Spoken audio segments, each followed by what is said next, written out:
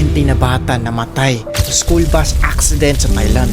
Habang nasa field trip sila, sumabog ang gulong ng bus at na out of control. Binubuksan ng mga teacher ang pintuan ng bus at yung emergency exit, kaso hindi mabuksan ng mga panahon na to at lumala ang sunog. Sa 45 na tao na nakasakay sa bus, total of 25 ang total lang namatay kasama ang teacher. Grabe ang lakas sa sunog. Minakita rin ako dalawang bata na sunog.